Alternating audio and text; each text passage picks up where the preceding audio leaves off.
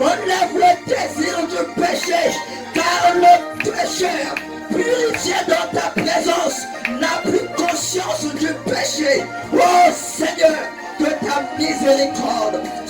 souffle sur nous. Écarte-moi du chemin, ô Seigneur. Et que, Père, en ce peu de minutes, que tu dises ce qu'il faut. Seigneur, 1000 mots des hommes, mais un seul mot venant de ta part. Oh Seigneur, ça change la donne de la chose, Seigneur. Et c'est ce mot que chacun veut écouter. Seigneur, donne à chacun le mot qu'il faut, la parole juste. Oh Seigneur, afin que cela change la vie de chacun de nous. Au nom de Jésus. Au nom de Jésus. Amen.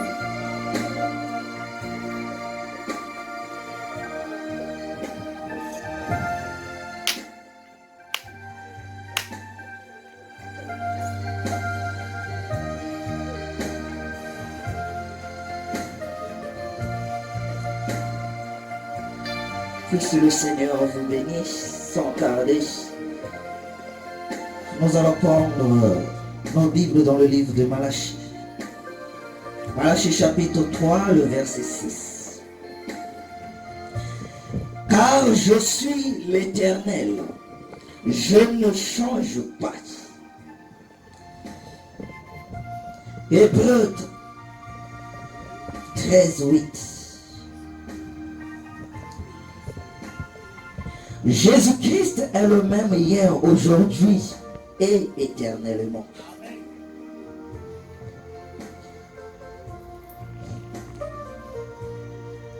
Ecclésiaste chapitre 12. Jeune homme, réjouis-toi dans ta jeunesse. Livre ton cœur à la joie pendant les jours de ta jeunesse.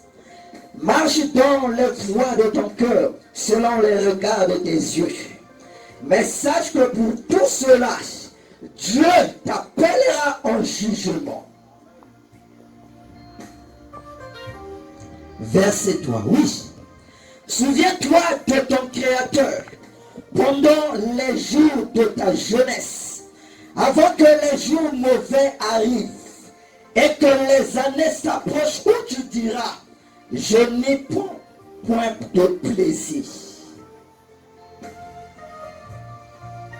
Verset 15-16. Écoutons la fin du discours. Crains Dieu, observe ses commandements. C'est là que doit faire tout homme. Car Dieu amènera toute œuvre en jugement au sujet de tout ce qui est caché, soit bien, soit mal.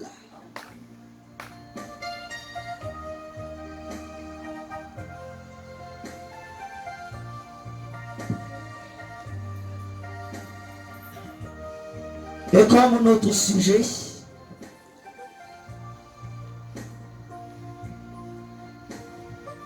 qui peut accuser Dieu de l'avoir emmené au jugement sans l'avoir averti? Comme sous-thème, la ligne de démarcation.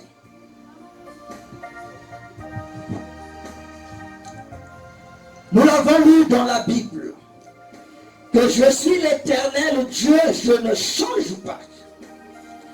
Et que Jésus-Christ est le même hier, aujourd'hui et éternellement. Pour dire, Dieu ne change pas. Moi, je changerai.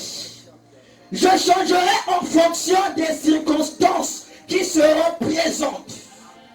Je changerai en fonction de ce qui se présente devant moi. Mais Dieu ne change pas. Mais Dieu demeure le même. Mais Dieu ne change pas ses caractéristiques. Pour dire quoi? Si hier Dieu a été juge, aujourd'hui il demeure juge. Si hier Dieu a jugé, aujourd'hui il jugera encore. Car l'Éternel Dieu ne change pas. Oui, les époques vont changer. Les circonstances vont changer. Les civilisations vont changer. Mais Dieu doit demeurer le même pour que son jugement soit juste. pour que son jugement soit équitable. Oui, Dieu doit demeurer ainsi. Et il est ainsi. Dieu ne change pas. Les hommes changent. Oui, la Bible dit, parce que je me suis tue, que tu as cru que je te ressemblais, pour dire que Dieu ne ressemble pas à l'homme. C'est pourquoi il a dit, je ne suis pas un homme pour mentir, ni un fils de l'homme pour se repentir. De par ces versets, Dieu se différencie déjà de l'homme. Pour dire que le jugement de Dieu ne peut pas être comparable au jugement de l'homme. Oui, le jugement de Dieu est un jugement divin. Mais le jugement de l'homme est un jugement humain, charnel. Et pour aller plus loin, diabolique. Parce que cela peut être influencé et corrompu. Mais en Dieu, il y a l'incorruptibilité. Oui, l'or et l'argent appartiennent. Par quoi tu vas corrompre Dieu? Rien.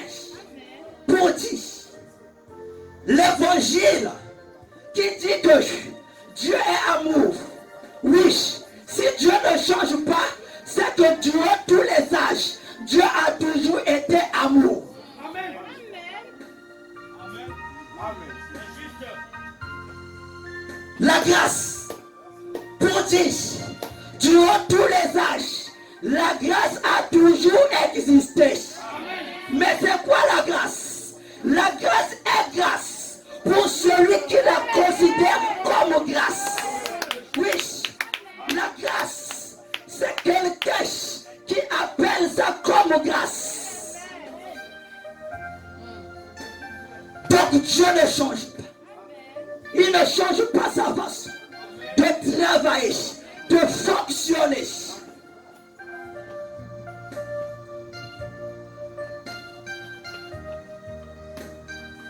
La ligne qui sépare de démarcation. Dieu prend soin, sachant que le jugement lui revient. Il prend soin d'avertir tout individu pour que personne ne s'échappe au jour du jugement. Pour dire, celui qui avertit, c'est pas un homme, mais c'est Dieu lui-même qui avertit. Pour que Dieu soit certain qu'il t'avait averti pendant que tu étais sur terre.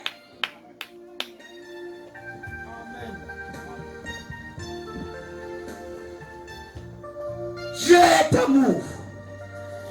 Son amour n'a pas empêché de condamner Adam. Oui, toi et moi, nous sommes nés dans le péché, conçus dans l'iniquité, nés païens, étrangers à Dieu. Mais Adam, qui est un produit pur de Dieu, Dieu ne l'a pas épargné du jugement. Qu'en est-il de toi et moi? En Dieu, il n'y a pas de petits enfants. En Dieu, il n'y a pas de bébés sélénés. En Dieu, il n'y a pas de mots confiance. Non, monsieur.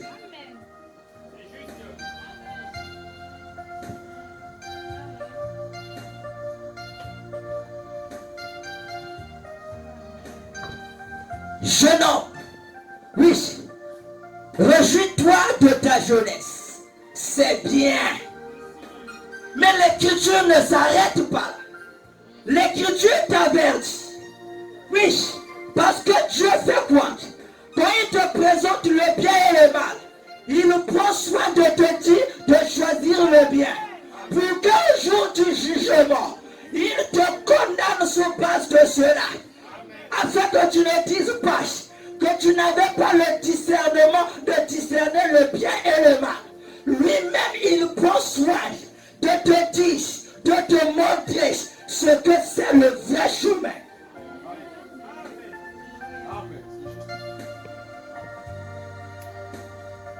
Si Dieu doit emmener tout homme en jugement, c'est qu'il doit avertir tout homme pour que personne n'échappe. Or, Hébreu 1 dit ceci.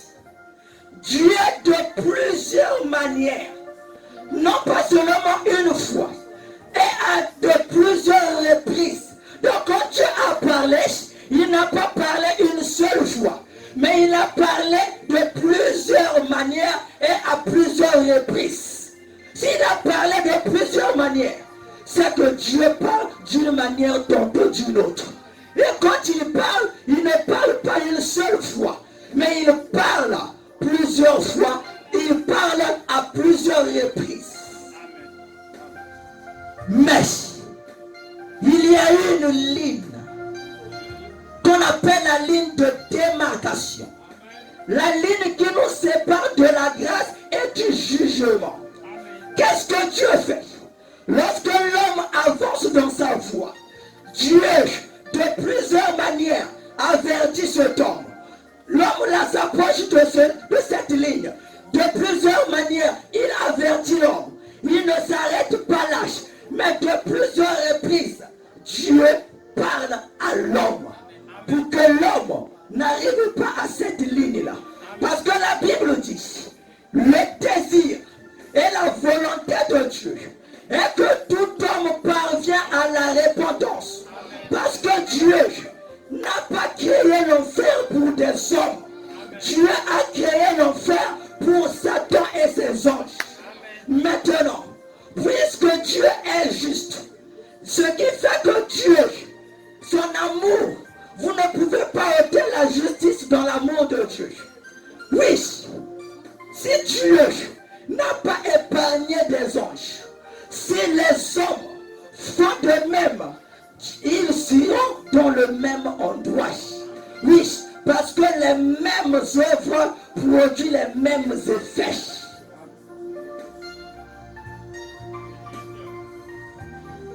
Mais Dieu prend soin d'avertir l'homme. Et Dieu pour parler, Dieu utilise les astres premièrement. Les astres sont des corps célestes. Ce que vous appelez des planètes, des étoiles. Et la Bible appelle ça les zodiaques. Donc Dieu, quand il parle aux hommes, il utilise les zodiaques. C'est pourquoi la Bible dit que Dieu a mis des luminaires pour servir des époques, pour servir à indiquer aux hommes le temps qui doivent arriver. Et Dieu dans la Bible a fait quitter les mages de l'Orient pour venir à Bethléem. Par quoi il leur a parlé? Par une constellation des étoiles, par des astres, par un corps des zodiaques. Parce que dans les signes des zodiaques, il y a le lion, il y a la Vierge, il y a plusieurs. Mais cette constellation, ces signes des zodiaques-là, sont formés par l'union des étoiles, des planètes. Et au temps de Jésus, il y a eu cette constellation, des trois étoiles qui se sont unies en une seule étoile pour donner plus de lumière. C'était là un signe. Dieu parlant à l'humanité de la naissance d'un grand homme pour que les hommes n'échappent pas au jour du jugement. Mais de très curieux, les hommes religieux qui étaient à Jérusalem, la capitale du monothéisme, ils n'ont pas vu l'étoile briller parce qu'ils étaient concentrés dans des discussions de doctrine, parce qu'ils étaient concentrés à se discuter que nous sommes des pharisiens, nous sommes des jébusiens, nous sommes des sadducéens. Or de l'autre côté, l'étoile était en train de briller. Oui. Tant pis, celui qui n'a pas vu l'étoile, c'est son problème. Mais pour Dieu, son étoile a brillé. Oui, monsieur, et comme Dieu ne manque pas de témoins, Dieu a suscité des gens de lointain, oui, pour venir rendre hommage à l'étoile qui brillait. Et ils ont dit, où est le roi d'Israël? Car nous avons vu son étoile et nous sommes venus pour l'adorer. C'était un signe que Dieu a placé pour servir, pour parler aux hommes. Les mages n'ont pas eu de vision. Toi qui attends pour confirmer que Dieu t'a parlé, tu attends un songe, tu attends une vision. Les mages n'ont pas eu de songe, les mages n'ont pas eu de vision, mais un corps céleste a suffi pour que Dieu les parle. Il ne change pas sa façon de faire. Oui, monsieur. S'il a parlé par une étoile, aujourd'hui il parle encore. Car notre Dieu ne change pas. C'est pas un songe qui les a condamnés, mais une étoile, un corps céleste, une planète, une constellation des étoiles a servi de jugement pour les religieux de cette époque. Amen. C'est juste. Alléluia. Amen. C'est juste. Amen.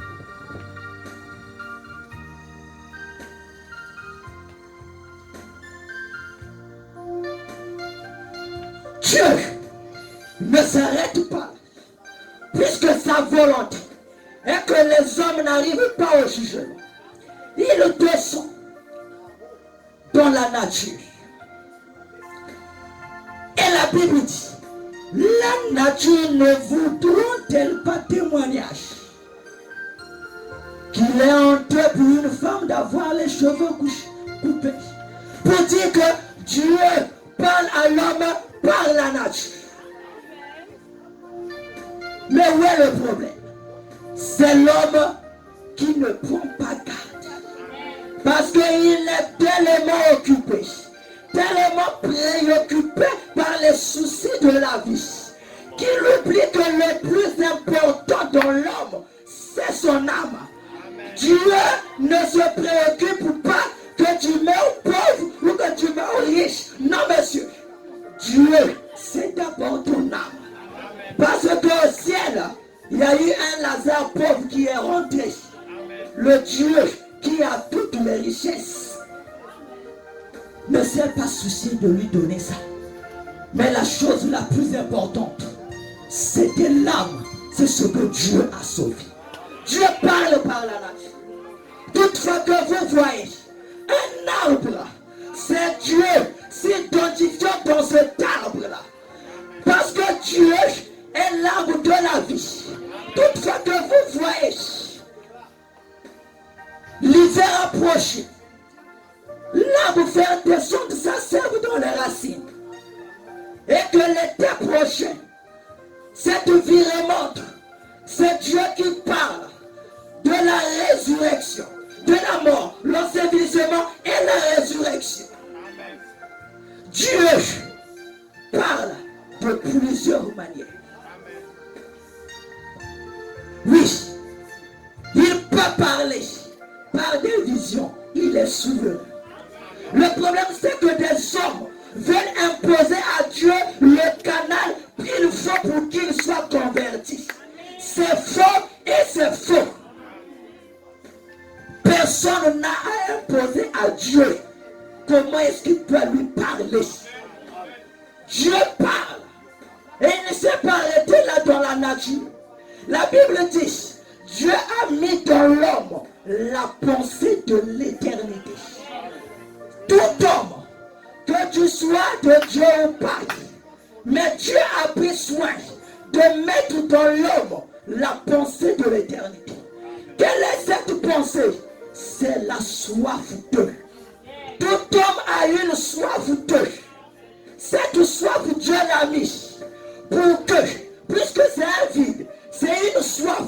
Et cette soif ne peut qu'être comblée par Dieu lui-même.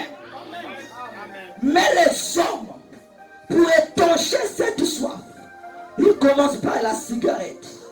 2 cigarettes, 3 cigarettes, 4. Et après c'est des paquets. Une bouteille de bière, 2, 3. Et après c'est des casés. une copine, 2, 3, et après c'est une légende de prostituée. C'est la soif dans le cœur de l'homme, de quelque chose de vrai, de quelque chose de réel. C'est ça la pensée de l'éternité. C'est une profondeur dans le cœur de l'homme, montrant qu'il y a une vraie profondeur quelque part. Oui, oui, quand tu as la soif des femmes, je te dis ce soir, c'est Dieu qui te parle. Quand tu as la soif de la boisson, c'est Dieu qui te parle, te montrant qu'il y a quelque chose de vrai, il y a quelque chose de réel. Vous ne pouvez pas désirer quelque chose qui n'existe pas. Maintenant là, désire quelque chose qui n'existe pas, tu ne peux pas.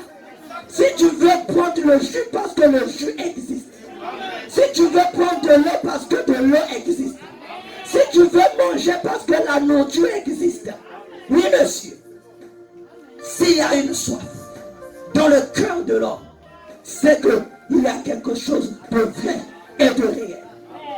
La Bible dit que lorsque Paul est parti chez les nations, Paul était surpris de voir que les gens des nations pratiquaient la justice de Dieu.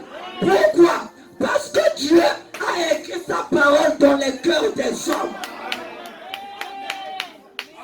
Donc sans Bible, ces gens-là pouvaient être jugés. Sans Bible, ces gens pouvaient être jugés. Simplement par la soif qu'ils avaient, par ce qu'ils étaient en train de faire. Et Paul a dit, Paul était surpris de les voir pratiquer la loi de Moïse. La vérité. Oui. Qui peut accuser Dieu de l'avoir amené en jugement sans l'avoir averti? Écoutez, la Bible dit Caïn était du malin. Mais lorsque Caïn, la colère montait dans son cœur parce que Dieu avait exaucé son frère Abel, Dieu ne s'est pas arrêté.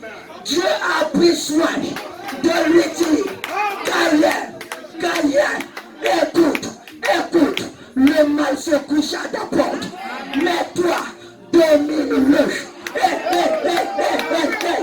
Dieu, pour être juste, il ne pouvait pas lui demander quelque chose qui soit au-dessus de sa force. C'est que Caïn pouvait le faire.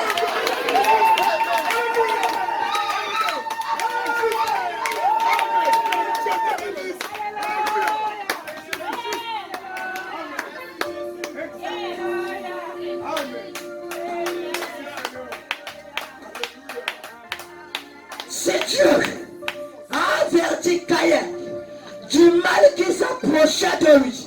C'est que chacun de nous, quelque part, Dieu nous a avertis. Et avant que l'habitude, la science dit que l'habitude dont l'homme s'installe après 21 jours. C'est-à-dire, dans cet intervalle-là, si quelqu'un répète la chose pendant 21 jours, ça devient une habitude. Pourquoi?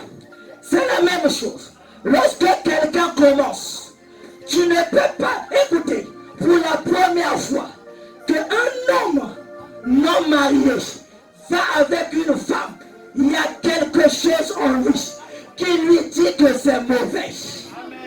Toute personne a reçu un avertissement. Sa conscience lui a condamné. Oui, la pensée de l'éternité, c'est cette conscience-là. Pourquoi? Remarquez une chose. Lorsque l'homme ment, dans son cœur, tu peux sentir que comme la fréquence cardiaque qui augmente. Lorsque tu mens, monter mon est du poids. C'est à partir de là que la science a l'appareil la détecte, c'est simplement la variation électrique, les impulses cardiaques qui changent au moment où tu es en train de parler. Amen. Donc quand tu émets du mensonge, comme ta conscience sait que c'est mauvais, ton corps réagit. Parce que Dieu n'a pas créé l'homme pour mentir. Amen. Dieu n'a pas créé l'homme pour mentir. Ce n'est pas de la nature de l'homme mentir. Mais le diable fait quoi? Quand tu as menti aujourd'hui, la réaction s'est faite. Demain, après une période de 21 jours, l'habitude commence à s'installer. Ça devient maintenant normal. À tel point, si on te fait passer par le détecteur de mensonges, tu peux passer inaperçu. Amen. Et c'est ce qui arrive. Tellement que tu commets le même péché. Le même péché. Le même péché. À un point, ton corps s'habitue à ça et fait de ça une vie. Mais Dieu prend soin d'avertir tout individu. Dieu utilise n'importe quel moyen pour avertir. Mais c'est l'homme, dit la Bible dans Job, qui ne prend pas garde. C'est l'homme qui ne prête pas attention. Dieu est patient. Mais dans le temps, les vertus de Dieu sont aussi limitées. Dans l'éternité, Dieu ne sera pas guérisseur. La guérison s'arrête dans le temps. Dans l'éternité, Dieu ne sera pas sauveur. Le salut s'arrête dans le temps. Dans l'éternité, les manifestations de Dieu que vous connaissez, Jéhovah Shammah, Jéhovah Shalom, Jéhovah Nissi, ça se manifeste dans le temps. Pour dire que la patience de Dieu aussi a des limites. Au temps de Noé, le grand Jéhovah, plein d'amour et de bonté, sa patience a eu des limites. Mais Dieu avertissait. Dieu avertissait. Les hommes continuaient dans leur habitude. Les hommes continuaient dans leur mal. Qu'est-ce qui les avait trompés? La Bible dit que ce qui arrivait en ce temps-là, arrivera dans notre temps.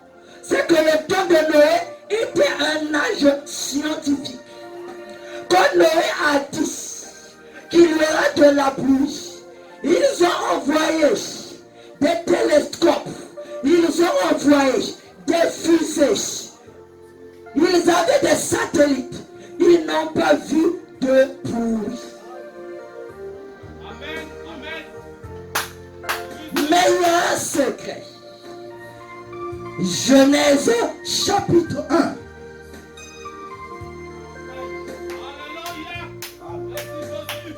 Écoutez. Au commencement, Dieu créa les cieux et la terre.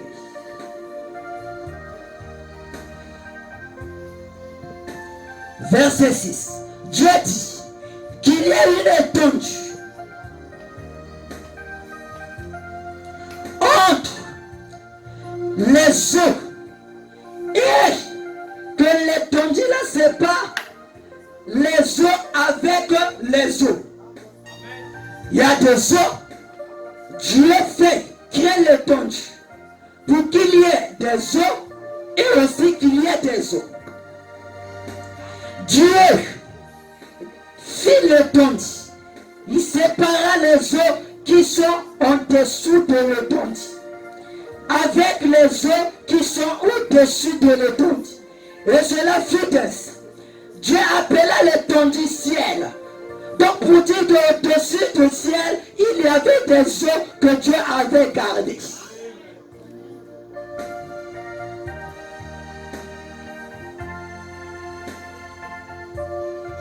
Dieu dit que les eaux qui sont au-dessus du ciel, écoutez, Dieu dit que les eaux qui sont au-dessus du ciel se rassemblent en un lieu. Ce que les scientifiques de Noé n'avaient pas vu, c'est là où les eaux s'étaient rassemblées. Dieu, en créant les choses de la terre, avait gardé les eaux. Écoutez, Dieu, pour qu'il soit Dieu, il faut qu'il voie la fin avant le commencement. Or, Dieu, en voyant les âges, Dieu a vu qu'il y aura un âge de Noé, où les gens seront incrédules, où les gens seront rebelles, pour que Dieu puisse les détruire. Dieu prend soin, quand il crée la terre, de réserver de l'eau. Je vous prends un exemple. C'est comme une vision. Je peux faire une vision. Je peux faire une vision que le frère aussi qui est là viendra chez moi. Et quand il vient, je veux que je lui donne à manger. Il refuse de prendre la nourriture. Je sors de la vision. Ayant connu d'avance. Mais pour que le frère aussi ne dise pas que moi, Nazamonini, je fais quoi? Je prédestine alors la nourriture. Mais au fond, je sais qu'il refusera de manger. C'est ce que aussi Dieu a fait. Dieu a vu les gens qui seront sauvés. Ce n'est pas que Dieu a choisi les gens qui peuvent être sauvés et ceux qui ne peuvent pas. Non. Tout le monde est sous la même base. Dieu a vu tous les âges. Mais il a remarqué qu'il y avait des gens en eux, malgré qu'ils sont dans le péché, qu'ils auront une nature, qu'ils auront le désir d'avoir un sauveur. Quand Dieu a vu cela, avant la fondation du monde, c'est une vision à longue portée. Qu'est-ce qu'il fait? Il prédestine l'agneau immolé. Mais Dieu sait, dans sa vision, quand il avait présenté l'agneau, il y avait des gens qui l'avaient accepté et des gens qui avaient refusé. Malgré ça, Dieu prend soin de leur présenter l'agneau. Pourquoi? Quand ils refusent, Dieu n'est pas surpris. Mais pour que ça leur serve de jugement. C'est ainsi. Pour dire, Dieu a pris soin de tout.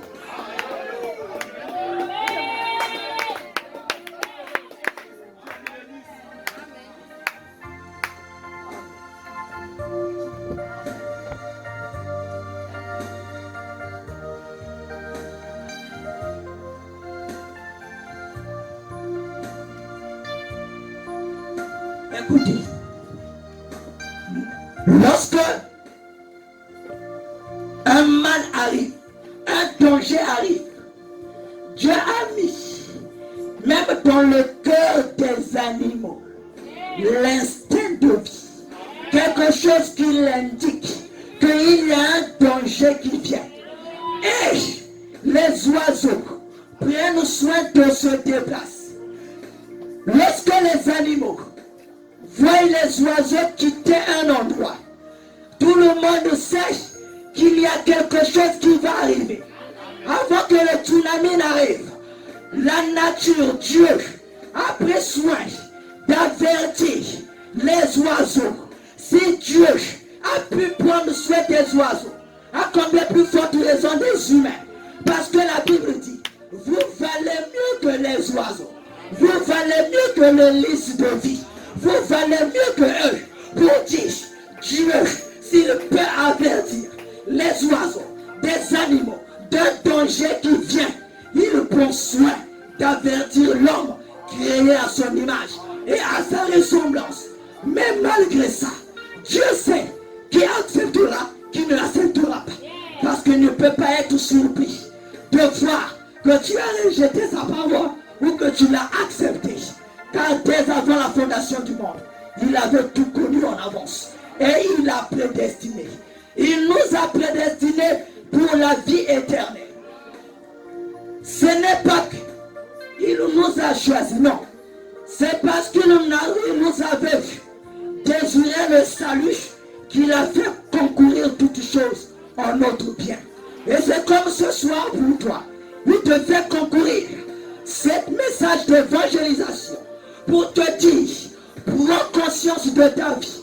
C'est vrai, réjouis-toi de ta jeunesse. Tu es encore jeune. Tu as raison de vivre comme tu le veux. Mais sache qu'il y a un jugement qui vient. Prends le nombre de copines que tu veux. Ça n'engage que toi. Mais sache que il y a un jugement qui vient. Et Dieu amènera toute œuvre en jugement. Que ce soit les choses cachées ou les choses connues. Oui. Ce Dieu voit dans le secret. Il peut voir ce que tu fais même dans le noir. Parce que lui, il est la lumière.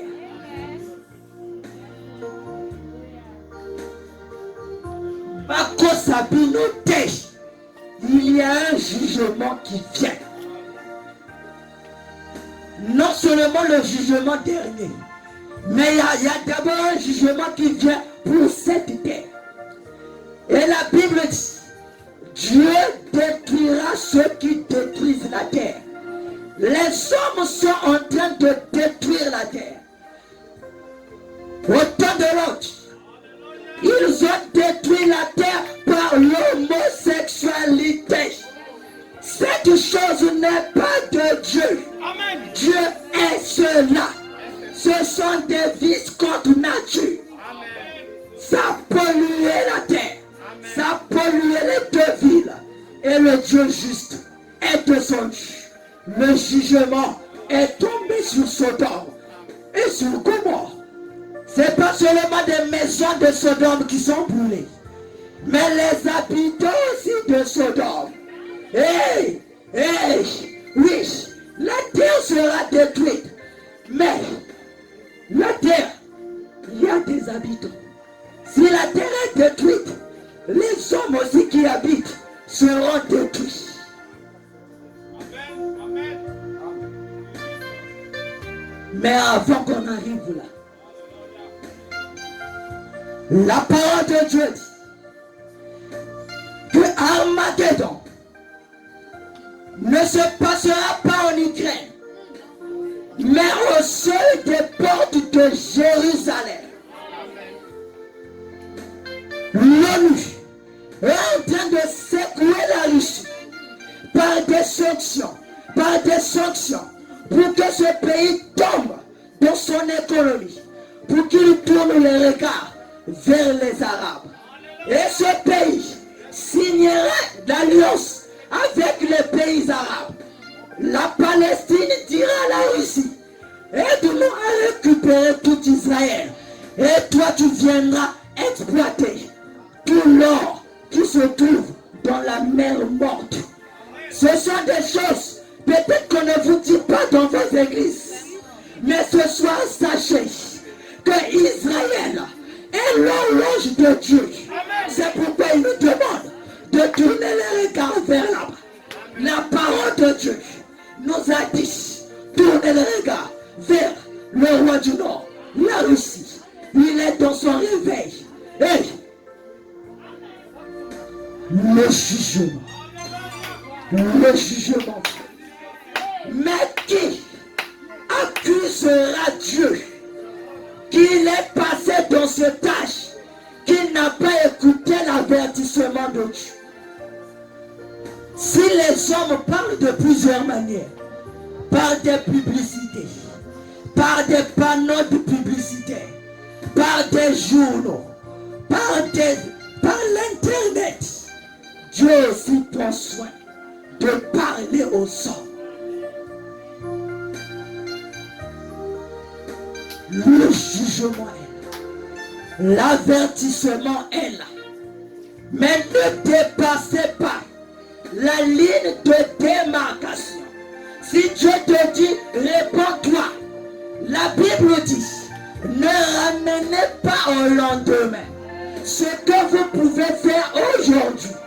Parce que quand tu attends le lendemain, qui ne sait que c'est demain que tu mettras le pas sur la ligne de démarcation. C'est pourquoi, si tu peux te repentir, prier pour toi. Quand ton cœur est convaincu, quand ton cœur est touché, ne dis pas que tu rentres à la maison. Satan viendra. Le diable ne veut pas aller en enfer lui seul. Ils feront mener toute une catégorie de gens. C'est pourquoi la Bible dit dans l'Apocalypse que la queue du dragon a ramassé les étoiles qui représentent des individus.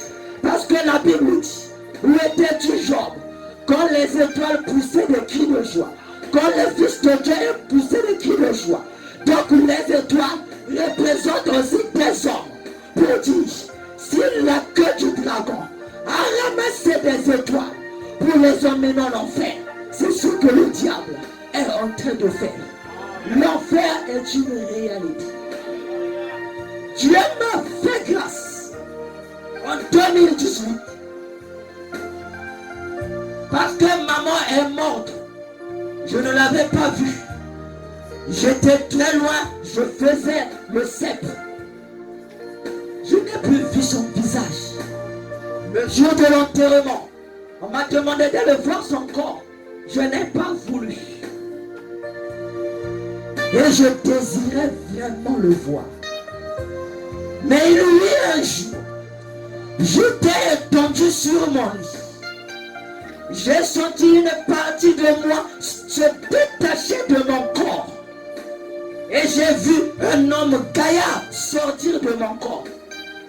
Quand j'ai regardé mon corps, c'était plus petit que l'homme qui était sorti de ce corps.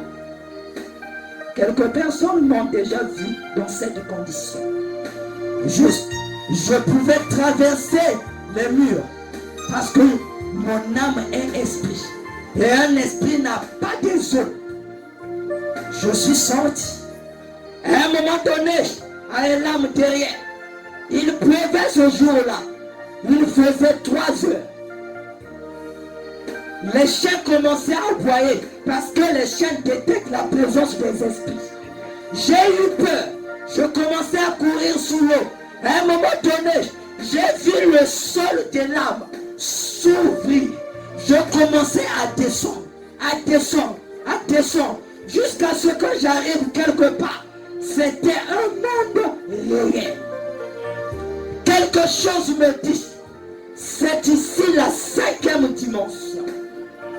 La région des gens qui sont morts sans Jésus. Et j'ai vu une femme s'habiller en tenue pour dire, ce genre d'habillement, c'est l'habillement de l'enfer. Et pitié. Cette femme est venue me menacer. Tu fais quoi ici? Tu es venu faire quoi? Et il y a eu une autre jeune fille qui est venue auprès d'elle pour dire, laisse-le tranquille. Il est venu voir sa maman. Et je lui ai dit, je veux voir Mambouri. Parce que c'est une femme qui a mis au monde des jumeaux. S'appelle Antoinette. Elle m'a dit, viens, je vais t'indiquer. Elle m'a conduit. Je n'ai pas vu un endroit qui brûle. Parce que l'enfer qui brûle n'existe pas encore. Si tu as fait un songe, tu as vu les gens brûlant en enfer, c'est peut-être une vision des choses qui viendront. Mais actuellement, l'enfer ne brûle pas. Je suis arrivé là-bas. Quand j'ai vu maman, j'ai crié, maman, maman, je me suis approché d'elle. J'ai dit, maman, je prie pour toi. Oh, vraiment, je commençais à pleurer. Elle m'a dit, oui, je sais cela. Après, j'ai vu une femme venir me tapoter. Elle me dit, oh, Israël, même toi tu es venu ici. Cette femme maman répond, Israël ne peut pas venir ici. Il est chrétien. Il est juste venu nous visiter. Cette femme, c'était ma tante Arlette, qui était décédée en 2002. J'ai causé avec maman. Elle me dit, la famille est dans cette maison. Il y avait une tante. Quand je suis rentré, j'ai vu des gens que je n'avais pas vus Parce qu'ils sont morts, je n'étais pas né, encore né. J'ai vu ma grand-mère. J'ai vu les parents de mes parents. Presque toute la famille était là. Or, la Bible dit dans l'Ancien Testament que quand les gens mouraient, ils partaient vers chez les leurs. C'est là que j'ai compris cette écriture. Parce que tous ceux de ma famille qui n'ont pas reçu Christ partaient dans un même endroit, une même tente. Quand je les ai vus, après, j'ai senti quelque chose qui m'a fait remonter à la surface de la terre. Et je suis revenu dans mon corps. C'est pour dire, l'enfer existe. Mais cet endroit-là était tellement bizarre. L'atmosphère qui régnait était comme une atmosphère de la mort. C'est là que j'ai compris qu'ils sont liés par les chaînes de circonstances. Une atmosphère qui ne leur donne pas la paix. Ils n'ont pas la paix. Désolé, ils n'ont pas la paix. Mais la Bible dit, il n'y a pas de salut après la mort. Il n'est donné qu'à l'homme de vivre une seule fois. Après vient le jugement. L'enfer est une réalité. L'enfer est une réalité. Si tu écoutes sa voix, tu sais que tu as commis. Tu sais que tu es en train de répercuter dans la même vie. Les critiques, les murmures, ouvrir les clans pour critiquer. Alors que la voix de l'avertissement te parle, toi tu continues dans la même voie. Il arrivera un temps où cette voix ne parlera plus jamais. Et le messager de l'âge dit, dans cet âge, Dieu ne parlera plus jamais.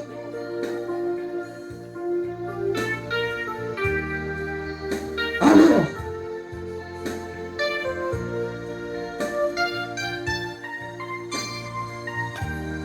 là, il y a un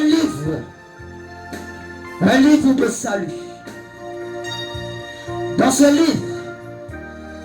livre parle d'un homme. Cet homme, chaque fois qu'il écoutait la voix du salut, la voix de l'avertissement, cet homme ramenait le salut à plus tard, jusqu'à ce que il s'est rendu compte qu'il était trop tard. Toi qui dis que tu as encore le temps, le lendemain ne t'appartient pas. Le lendemain appartient au nouveau-né.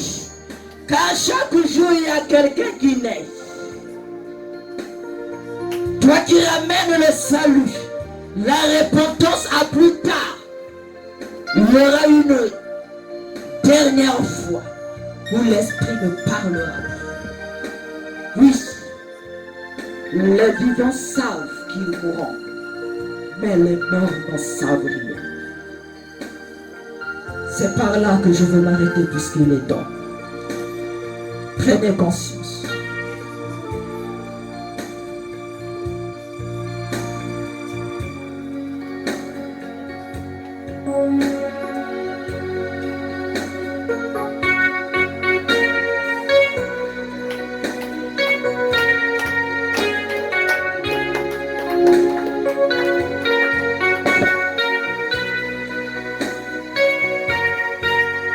Avec nos têtes